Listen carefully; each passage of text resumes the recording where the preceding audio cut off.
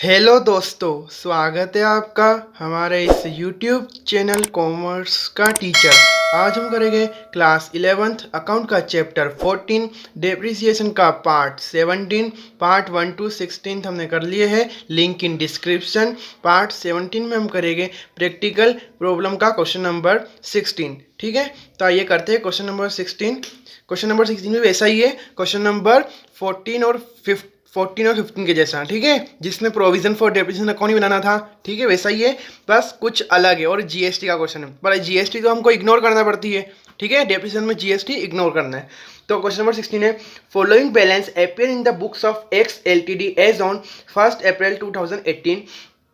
1 April 2018 को balance दे रखा है मशीनरी और प्रोविजन का। मशीन का है 5 लाख और प्रोविजन फॉर डेप्रिसिएशन अकाउंट का है 2,25,000। ठीक है, the machinery depreciation at the rate 10% per annum on the fixed installment method. यानी कि डेप्रिसिएशन चार्ज कैसे हुआ है 10% पर एनम के हिसाब से। ठीक है, फिक्स्ड इंस्टॉलमेंट मेथड यानी स्ट्रेट लाइन मेथड के हिसाब से। ठीक है, the accounting year being April March, accounting year के हिसाब से चलना है अप्रैल टू मार्च। ऑन 1 अक्टूबर, फिर बाद में on 1 October 2018 machinery which was purchased on 1st July 2015 was rupees 1 lakh was sold for rupees 42,000 plus CGST and SGST at the rate 6% each। यानी कि 1 अक्टूबर 2018 को जो हमने मशीन परचेस करी थी, मतलब इन जो 5 लाख है ना, इसमें हमने एक मशीन परचेस करी थी 1 जुलाई 2015 को 1 लाख रुपए की, उसको हमने सेल कर दिया है 42,000 रुपये में। ठीक है, इसमें आगे बोल रखा है प्लस 6% ईच, जीएसटी तो इग्नोर करनी। फिर आगे on the same date a new machine was purchase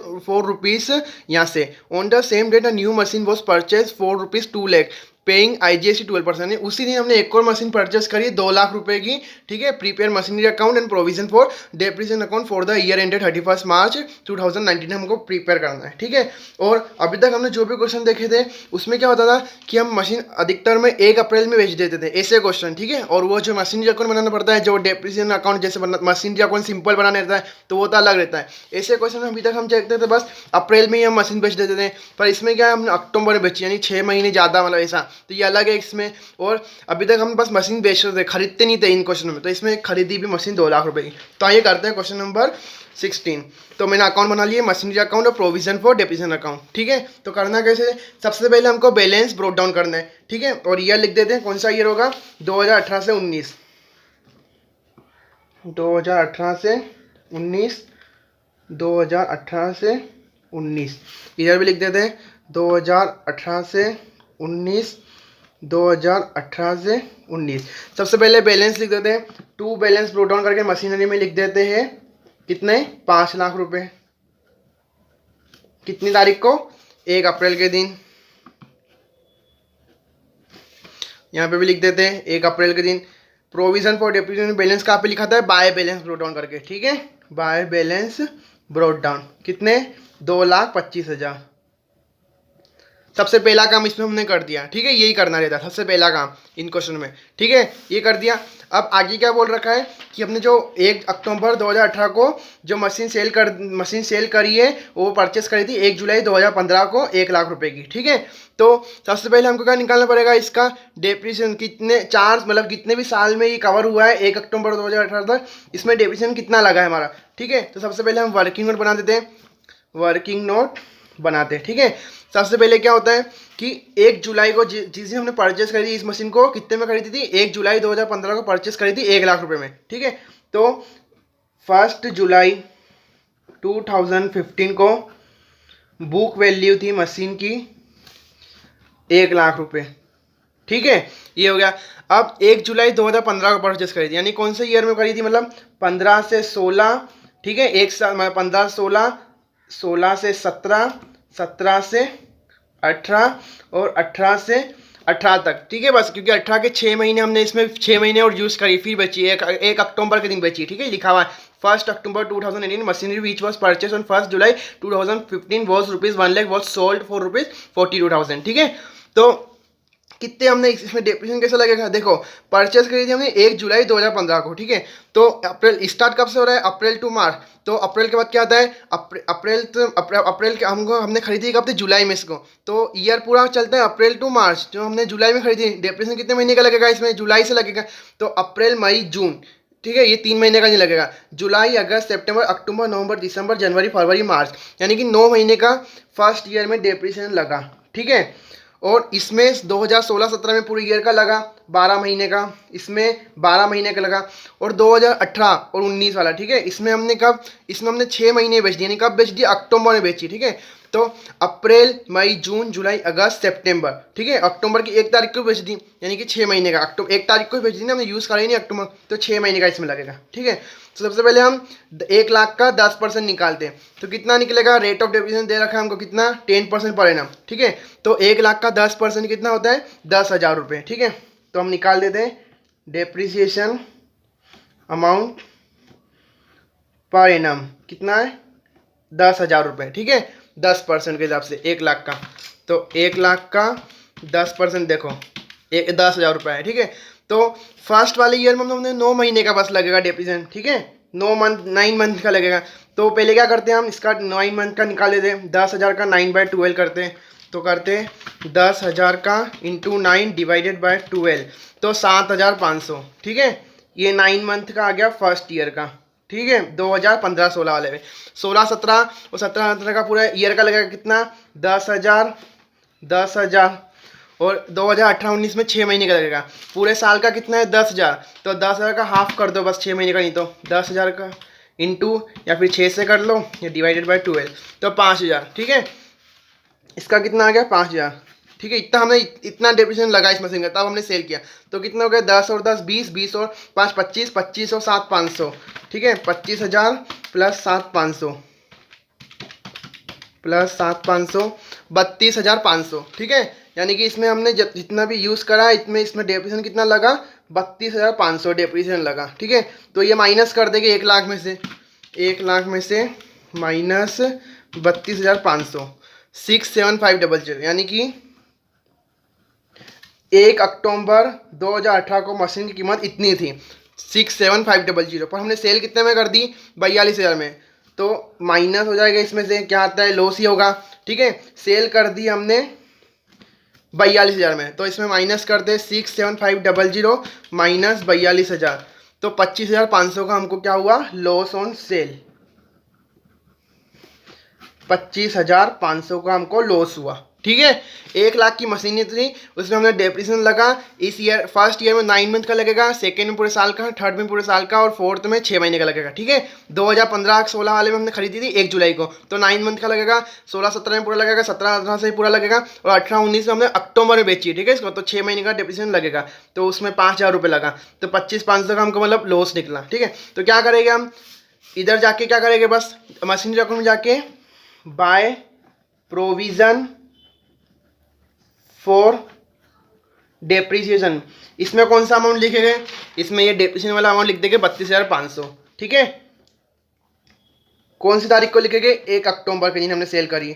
ठीक है, फिर क्या लिखेंगे, बाय केस कितना लिखेंगे, 42,000 हमने सेल करी है और हमको लॉस हुआ है, तो बाय PNL लिखेंगे 1 अक्टूबर के दिन कितना, 25,500।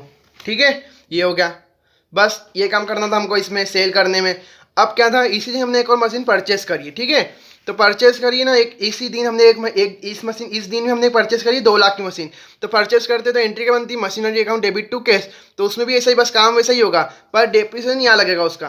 कैसे, क्या लिखा थे, machinery account debit to cash, तो मशीन अकाउंट डेबिट किस चीज़ हुआ, कैश की वजह से, तो टू कैश अकाउंट, या फिर आप बैंक में लिख सकते हो। ठीक है, कौन सी तारीख को, 1 अक्टूबर के दिन, कितने की, 2 लाख रुपए की।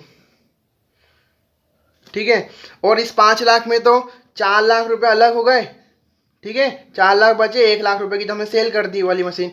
ठीक है, ये तो सेल कर दी, 4 लाख रुपए बचे हमारे यहाँ। ठीक है, अब क्या होगा, अब डेप्रिसिएशन लगेगा, ये 4 लाख पे डेप्रिसिएशन लगेगा, और कितने पे लगेगा, 2 लाख रुपए वाले में डेप्रिसिएशन लगेगा, ये 4 लाख है। ठीक है, तो डेप्रिसिएशन कैसे लगता है, इसमें depreciation provision for depreciation account में लगता है। ठीक है, तो कब लगता है डेप्रिसिएशन, 31 मार्च को बाय डेप्रिसिएशन। पहले तो 4 लाख का 10% निकालेंगे, तो आ जाएगा 40,000 रुपये। ठीक है, और 2 लाख का 10% कितना, 2 लाख का 10% पर 6 महीने के लिए। ठीक है, तो 6 महीने के लिए लगाएंगे, 2 लाख का 10% होता है 20,000, 20,000 का 6 × 6 डिवाइडेड बाय 12, 10,000 रुपये लगेगा, ठीक है। और 5,000 डेप्रिसिएशन और लगेगा, क्यों? क्योंकि हमने ये 1 लाख की मशीन है ना, ये हमने 6 महीने यूज़ करी है, तो इस ईयर में इसका डेप्रिसिएशन लगेगा 6 महीने का, ठीक है। तो डेप्रिसिएशन यहाँ पे लगेगा इसका, और टोटल में क्या लिखा जाएगी? बाय प्रोविजन फॉर डेप्रिसिएशन में आ गया इसका। देखो मैंने जैसे वर्किंग में बताया था, इसका पूरे साल का, ठीक है, 9 मंथ का कितना? 7,500, इसके दो पूरे साल का 10,000 10,000, और इस ईयर में हमने 6 महीने यूज़ कर दिया, 5,000 इसका डेप्रिसिएशन, ठीक है। तो यहाँ पे लिखा है डेप्रिसिएशन 5,000, 1 लाख का 10% कितने महीने के लिए? 6 मंथ के लिए, ठीक है। और इसका भी 6 महीने के लिए 2 लाख रुपए, कितना लगेगा? 5,000 रुपये। और टोटल में यहाँ पे कितना लिखा जाएगा? 40 और 1 50, 50 और 5 55,000, ठीक है। ये हो गया काम। अब एक और काम करना है, क्या करते हैं? प्रोविजन फॉर डेप्रिसिएशन का अमाउंट कहाँ पे लिखते हैं? यहाँ पे क्या करके लिखते हैं? जो भी असेट्स कौन सी? मशीनरी, तो यहाँ पे लिख दी टू मशीनरी, कितना लिखा जाएगा? 32,500। वो का सेम अमाउंट यहाँ पे पास टू मशीनरी करके लिखना 32,500, ठीक है। ये हो गया। कौन सी तारीख के दिन लिखना है ये अमाउंट हमको? जिस दिन हम मशीन सेल करेंगे उस दिन ही लिखना है, 1 अक्टूबर का, ठीक है। तारीख 1 अक्टूबर लिखनी है। टू मशीनरी 32,500, बस हो गया। अब हमको निकालना है बैलेंस, ठीक है। तो इसका बैलेंस कितना निकलेगा इधर, ठीक है। बैलेंस निकालना है, कैसे निकलेगा? डायरेक्ट बैलेंस निकलेगा इसमें। यहाँ की कितनी टोटल है? 7 लाख रुपए, ठीक है। 7 है ना, 7 है, 5 और 2 7 लाख रुपए। और यहाँ की कितनी है? माइनस करेंगे 32,500 माइनस 42,000 और माइनस 25,500, 6 लाख रुपए का बैलेंस है, ठीक है। तो बस यहाँ पे बाय बैलेंस क्रेडिट डाउन करके लिखा जाएगा। एक तो ऐसे लिख सकते हो आप, जैसे मैंने अभी बताया ना, इस तरह की टोटल करके इधर का। और एक कैसे लिख सकते हो? जो भी बस अमाउंट बचा है 4 और यहाँ पे 4 बचा, ठीक है। 4 और 2 कितने होते हैं? 6, डायरेक्ट बस इस प्लस करके भी लिख सकते हो इनको, क्योंकि इसमें डेप्रिसिएशन वगैरह कुछ काटना ही नहीं ना, इसलिए, ठीक है। तो कौन सी तारीख को लिखाते हैं बैलेंस? 31 मार्च को बाय बैलेंस क्रेडिट डाउन करके 6 लाख रुपए लिख दो, ठीक है। ये हो गया। बस अब टोटल कर दो, 5 और 2 7 लाख, डबल क्लोज 7 लाख, ठीक है। इधर की बैलेंस निकाल दो। इधर की टोटल कितनी हो रही है? बैलेंस ब्रोक डाउन का अमाउंट है 2,25,000 प्लस 55,000, 2,80,000 में से माइनस 32,500, तो 2,47,500 का बैलेंस आ रहा है। तो यहाँ पे लिख दो टू बैलेंस कैरिट डाउन करके 2,47,500। तारीख कौन सी लिखा जाएगी? 31 मार्च। और टोटल में अमाउंट लिखा जाएगा कितना? 2, 25 और 55, 2,80,000, 2,80,000, 2,80,000। बस हो गया क्वेश्चन कंप्लीट हमारा। क्या करा था? वापस एक बार शॉर्ट में समझा देता हूँ आपको। सबसे पहले क्या करना है, जो भी हमको क्वेश्चन में बैलेंस दे रखा हो मशीनरी का, और 2 चीज़ों का बैलेंस दे रखा रहता है गिवन, मशीन का और प्रोविजन फॉर डेप्रिसिएशन का। तो बैलेंस लिख दो। मशीन असेट्स का बैलेंस जो भी हमारी होती है वो टू बैलेंस ब्रोक डाउन करके लिखा था, और प्रोविजन का हमेशा बाय बैलेंस ब्रोक डाउन करके लिखा था, ठीक है। सबसे पहले काम ये करना है। फिर उसमें बोल रखा रहता है क्वेश्चन में कि हमने एक मशीन सेल कर दी है, तो 3 चीज़ें लिख दो बस direct, by provision for depreciation, by cash, by PNL. Cash दे रखा होगा हमको, प्रोविजन फॉर डेप्रिसिएशन और पीएनएल निकालना पड़ेगा। कैसे निकलेगा ये? जैसे कि हम देख लेंगे कि हमने मशीन कब सेल करी है। जैसे इसमें किए थे 2018 को 1 अक्टूबर के दिन, ठीक है। और हमको इससे पहले बैलेंस दे रखा होगा, उसमें बता रखा होगा कि ये वाली मशीन हमने इस दिन परचेस करी थी, ठीक है। तो उस दिन से इसका डेप्रिसिएशन लगा दो। जैसा रेट ऑफ डेप्रिसिएशन दे रखा होगा, जैसे डेप्रिसिएशन का रेट ऑफ 10%, ठीक है।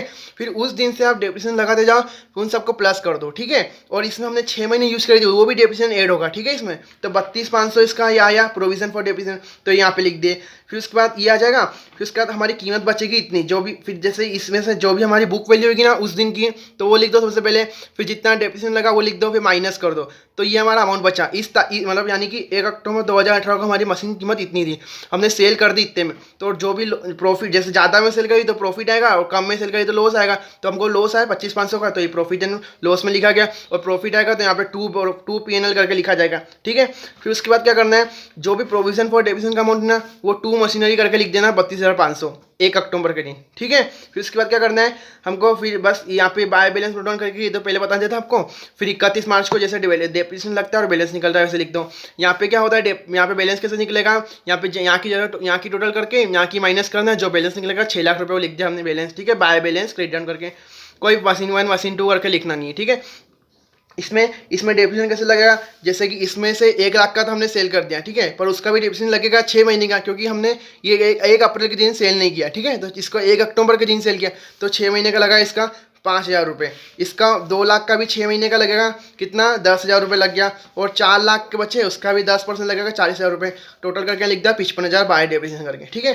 फिर यहाँ की टोटल करके यहाँ का माइनस किया, जो बैलेंस आएगा 2,47,000 टोटल कर दी, बस हो गया कंप्लीट, ठीक है। और आप इसका स्क्रीनशॉट ले लेना, मैं अभी रख दूंगा पूरे क्वेश्चन का और वर्किंग नोट का भी, ठीक है। और इसके आगे आप लिख भी लो वर्किंग नोट 1, ठीक है। ये हो गया, स्क्रीनशॉट लेना आप अभी।